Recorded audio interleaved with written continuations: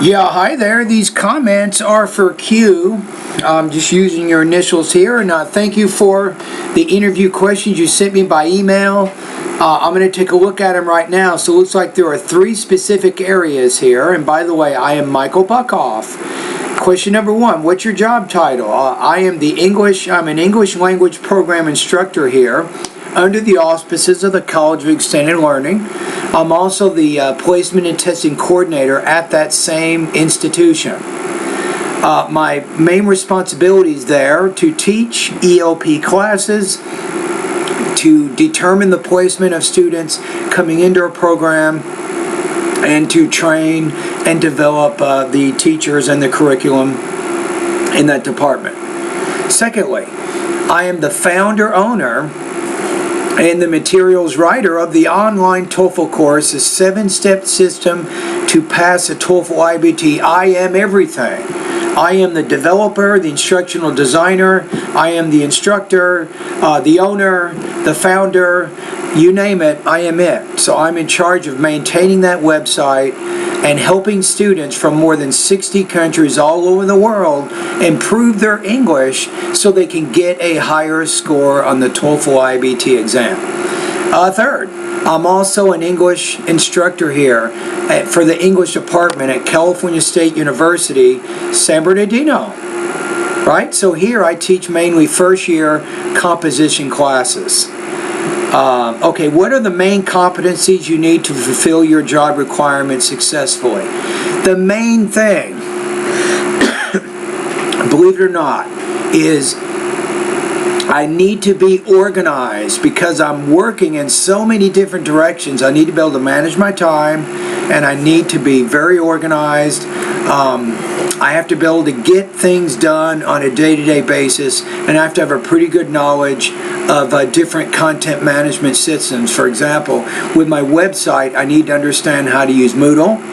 I also need to understand how to use WordPress. These are different kinds of platforms I use online to deliver content to my students. As an instructor here at California State University, San Bernardino, I need to know Blackboard. I need to know how to use and manage Blackboard.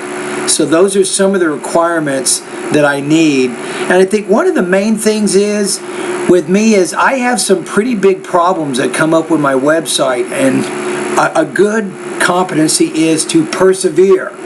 Never give up. Whatever the problem might be, you got to persevere and see it until the job is finished. So I've had some problems with my website. One of my problems I could not solve for 37 days. Finally, I found somebody in England who's a developer who was able to help me solve the problem I was having with my Moodle course. And he helped me solve that, and I've been using his services ever since. Okay, let's go to trends and new directions here.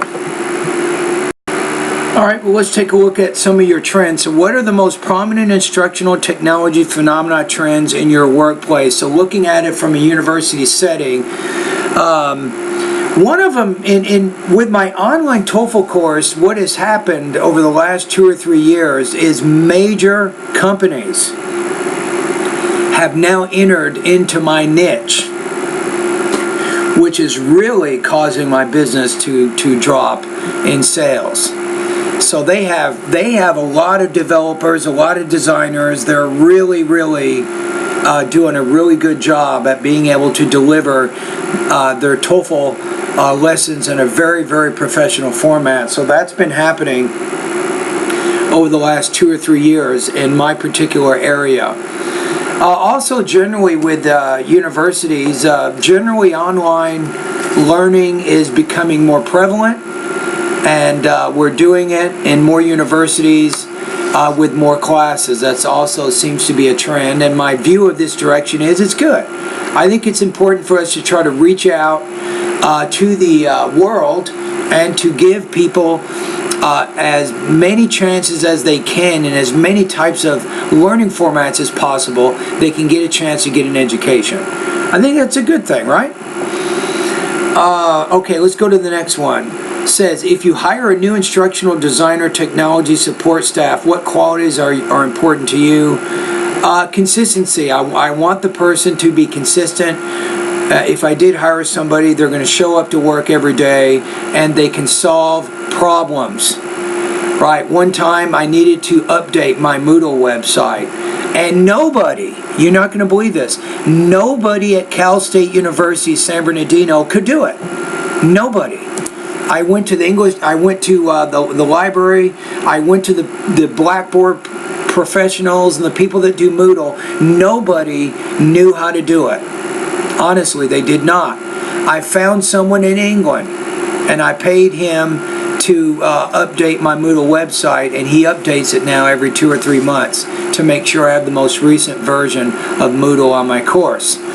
So I think that's important, that whoever I use, they can solve problems and get things done, because when you're doing online learning, there's always a snag, there's always a problem, there's something going on, and it needs to be fixed. Okay, the next thing, it says, are there any internship opportunities or fieldwork experience available at your workplace? Not really. I mean, I'm just a small business, so I don't really offer any internships unless somebody wanted to do a free one, and of course I would do that, but I don't really have any paid internships. I'm just too small of a business to do that. Alrighty? And there you go. So thank you for your interview questions, and I hope that I've given you some meaningful responses to help you with your assignment.